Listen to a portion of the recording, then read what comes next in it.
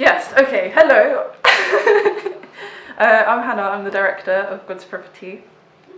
So I wanted to stage God's Property because I wanted to pick a play by a Black British playwright because I feel like, I personally didn't know about a lot of Black British playwrights before I went looking for them, and also I hadn't seen them staged in Cambridge before, so I was like, this is my personal task to go and find these playwrights because there will be some. So previously I staged a play by Ditie Green, who's a great female Black British playwright, and then I watched Misty by Eradiri last summer, I think, and I thought it was amazing. He wrote and performed in it, and he's super talented. So then I looked into what else he'd written, and he'd written this play called God's Property. And then when I read it, it's basically all about mixed race identity, which since I came to Cambridge was something that I started thinking about loads. And so to get the opportunity to not only stage a play by a playwright that I was really interested in, but something that I felt reflected themes that I found particularly close to heart, was the perfect combination. It was a godsend to get the script. But I think in our production, we've tried to.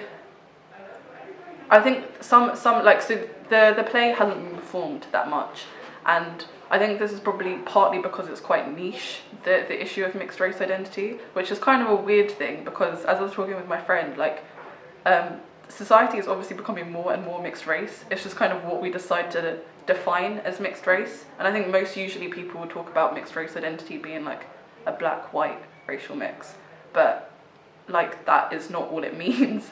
And you also have to remember the plethora of identities that come under mixed race identity. But I think that maybe that is just something I haven't seen in theatre much, and so I wonder whether that's part of the reason why people don't think it's something that is so pressing to stage in the same way as maybe a play about the Black experience or the Asian experience. But I think kind of bringing it together in this format, literally in the fact that it's a mixed race, two mixed race brothers, but also in the fact that we're not exploring this issue in isolation, we're exploring it in the way that the tensions interact between two different communities. This is the first play I've done. I just thought I'd get involved in some play, but I just always felt perhaps Cambridge Theatre, probably just also because of my ignorance, I just didn't know, does that mean roles available or whatnot, I don't know, I just didn't think it's the plays looking like something I'd be interested in, and then this play came along and it's great script, I thought the storyline was good, characters were good, it was a good opportunity to get involved.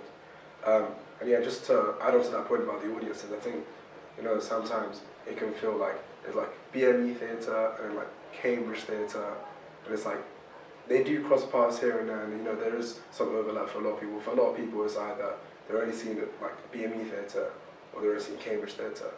And I guess this play, because again the mixed cast and the whole narrative just involves a lot of different stories and plot lines and ideas and themes and whatnot.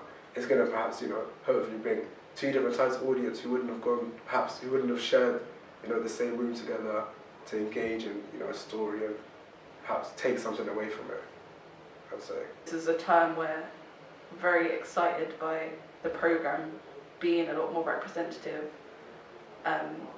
but I know definitely when I started there was a lot fewer BAME actors. Any play that I tried to direct before with BAME actors, it would be the biggest headache trying to find any actors, which I know definitely is not me, just me who had that problem.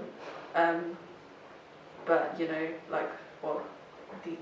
and Amin can tell you more about that, but this is both your first plays in Cambridge, so that idea of kind of bringing greater representation into the actual casting of the play, and hopefully that will also reflect in the audiences we can bring into the show as well.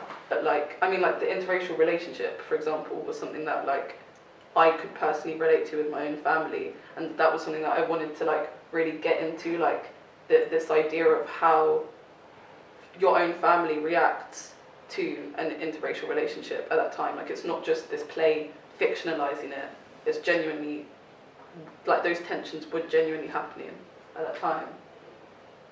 Did anyone else have anything that they was? Yeah, I thought when trying to prepare the character of Onochie, I tried first of all to look at the kind of things that maybe I would share with him. Look at the character traits or maybe past experience that I would think, both of us have in common. And I thought as well, although not to the same extent, I was like the question of identity and where I belong really is one that I sort of resonated with, coming from places where, BME people have been underrepresented. You kind of feel just naturally, I think anybody does, you feel the desire to fit in, or the desire to be assimilated into the group that you're with. And I felt that's exactly what's happened with Onochie, only with him it's gone to an absolute extreme. So I took that along with certain other aspects, and then I just tried to forget myself and become Onochie, as they say. Yeah, it's basically like forming a concept of like a completely different person who isn't yourself, and trying your best to embody them in that way, like thinking their thoughts, thinking about how they move, how they see the world, basically. So. As the program is it's very exciting, and like there have been a few of these what you might call landmark productions, like firsts, if you like the Convert last term and stuff. But I think what I'd say I was looking forward to is those things not being landmarks anymore. I think that would be nice if the program that's on this term can not be a one-off, can be reflected in the next coming terms and stuff. What we're still here. I feel like, there's also a lot of great new writing this term. I'm not just saying this from my own self, but like as in like Alice. Go see Chalk. Yeah. Alice wrote another great play this term out. Yeah. Then that was the Control Z and Control Z, Robert double bill of new writing. Then there's also like Corpsian is another piece of new writing this term, which I only saw Spring Robin, and obviously I will go see Corpsian and Chalk. I think it's something that is really interesting because I feel like for me the skinhead culture, because it's so well known in like the sort of surface level connotations. I feel like everyone's very familiar with the look, with the outfits, and the music and things like that. And that's something that I think when we bring that into the play with Tech tomorrow, that'll be really, it'll be really exciting to see how that changes and develops things. But I feel like, especially in England, where it's really in very recent memory, in the 80s, that's really not that long ago.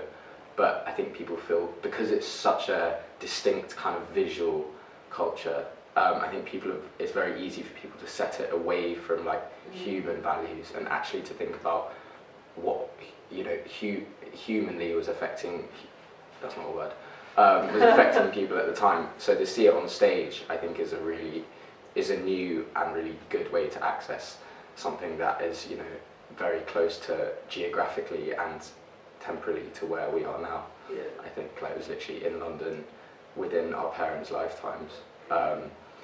But it can seem very far away, but I think coming to see this play that it won't. I think definitely on that point as well, like we are using music, like ska music, we're using like radio interviews and stuff from like the Brixton Right. So we're very much trying to like orally construct the atmosphere of like the 80s, like you're saying, like, and obviously you'll see that in the costumes as well. But then it's such an apt like context in which to compare to exactly where we are now, in terms of like obviously you have the skinhead movement then, but like obviously far right groups are also in the rise in our country now, across the world, because we've got so many far right leaders in power. Well, I don't know how far right they are, but we've got a lot of right wing leaders in power, and like across racial groups, whether that's against black people, anti-Semitism, like Islamophobia, like it's terrible what's happening right now. but to have something as concrete as a skinhead movement, like you're saying, this is something that everyone kind of knows about in popular culture. It's kind of an easy analog to kind of be like, oh, that's back then, and like to kind of deconstruct it within that context. But I think obviously when you watch it as well, you're going to be like, is this really that far from how we are now? Like, have we really progressed at all?